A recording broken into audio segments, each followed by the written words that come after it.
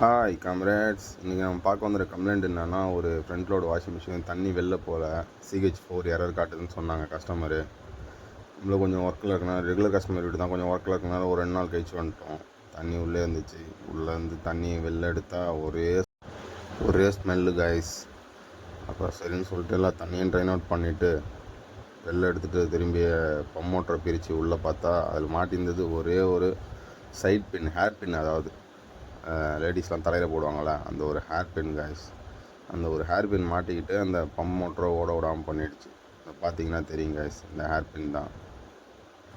அதை எடுத்து போட்டு உள்ளே வேறு எதாவது இருக்கான்னு பார்த்தோம், எதுவும் இல்லை. சரின்னு சொல்லிட்டு க்ளோஸ் பண்ணிட்டு மிஷினை ஆன் பண்ணி திரும்பி தண்ணியை இன்செர்ட் பண்ணி மிஷின் ஓட விட்டு பார்த்தோம். நல்லாவே வாஷ் ஓடிச்சு. சரின்னு சொல்லிட்டு திரும்பி ஸ்பின் போட்டு பார்த்தோம் கைஸ். ஸ்பின்னும் நல்லாவே லெஃப்ட் ரைட்டு கரெக்டாக பேலன்ஸ் பண்ணுறதுக்கு ஓடி முடிச்சுட்டு கரெக்டாக ஃபுல் ப்ரோக்ராமும் ஓடி கரெக்டாக பர்ஃபெக்டாக முடிஞ்சது கைஸ். கஸ்டமர்கிட்ட நான் சொன்னோம், ஒரு தடவைக்கு 2 தடவை செக் பண்ணிவிட்டு போடுங்க மேடம் துணியை, இல்லைனா இந்த மாதிரி பிரச்சனைலாம் வரும். காயின் போய் மாட்டிக்கும். இந்த மாதிரி ஹேர் பின்லாம் இருந்தால் கண்டிப்பாக போய் மாட்டிக்கும் மேடம், காயின் கூட வந்துடும்.